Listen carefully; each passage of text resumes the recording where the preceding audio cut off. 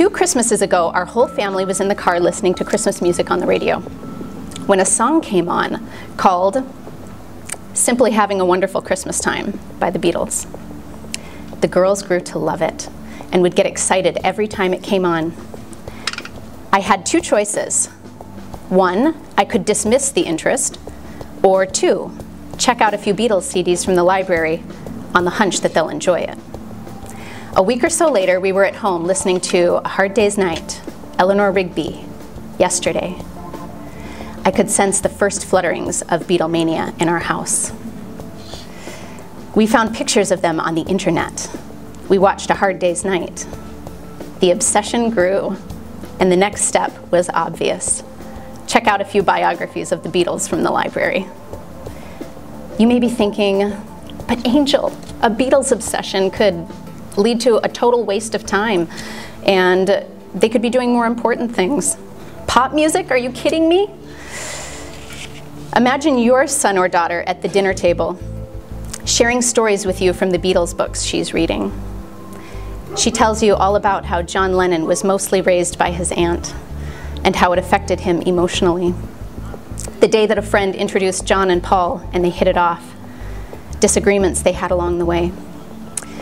She shows you Liverpool on your wall map and Germany, where they first worked 8 hours a day as a band, playing till 2 or 3 in the morning. She borrows piano sheet music of Beatles songs from the library. The trunk of this learning tree is growing taller and broader.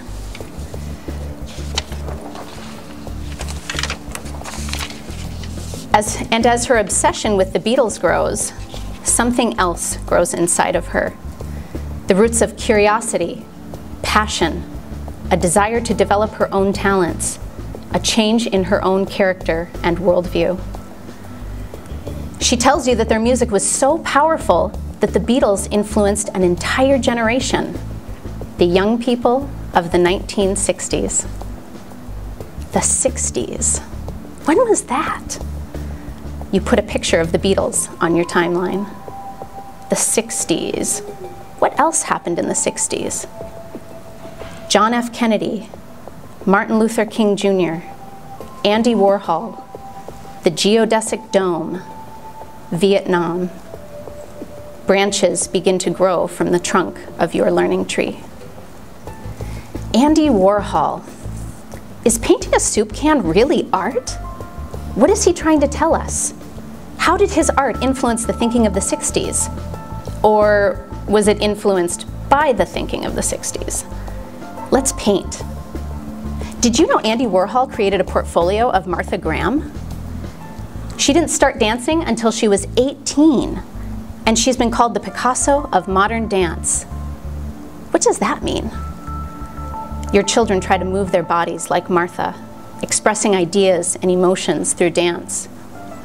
You watch a video of Martha Graham's company rehearsal, at which they have a special guest, Helen Keller. You watch Helen reach out to feel the dancers' bodies as they move, standing in the center of their circle. She feels the vibrations of music in the floor and air. It's beautiful, says Helen. Why can't she see or hear? How did she learn to talk? The geodesic dome.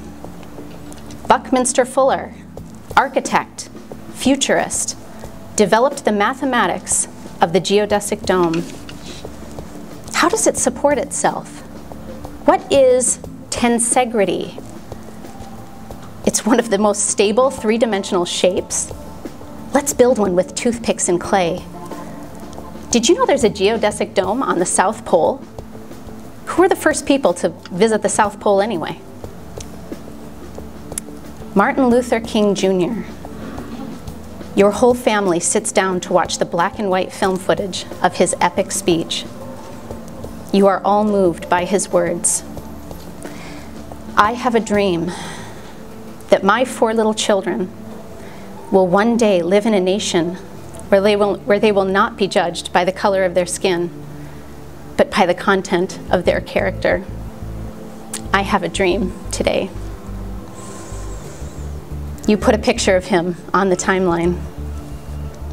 Mom, why were people treated so unfairly because of the color of their skin? Why don't we all have the same color skin? What makes a person's skin darker or lighter anyway? Why would God allow slavery to happen? Mom, Abraham Lincoln is an amazing person.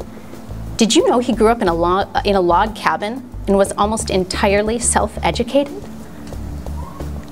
I have a dream that one day this nation will rise up and live out the true meaning of its creed. We hold these truths to be self-evident, that all men are created equal. Mom, I want to memorize the entire Declaration of Independence and understand what it means. Will you help me? John F. Kennedy.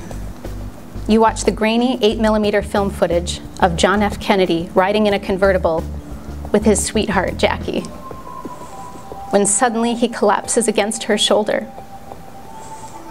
Your heart pounds against your chest, and a lump wells up in your throat as Jackie clambers over the back of the car. Why did Lee Harvey Oswald want to kill the president, Mom? In 1961, JFK declared that we'll put a man on the moon by the end of the decade and return him safely home. Although he didn't live to see it, in July 1969, Neil Armstrong made one small step for man and one giant leap for mankind. The moon, space travel. Why do things float in space, Mom? Why do astronauts need to wear special gear? How can they jump so high on the moon? Why did we call it the space race? Who were we racing? The Russians? Mom, what was it like living in Russia? What is communism? Anastasia was a real princess? Let's learn Russian. The Chernobyl nuclear disaster.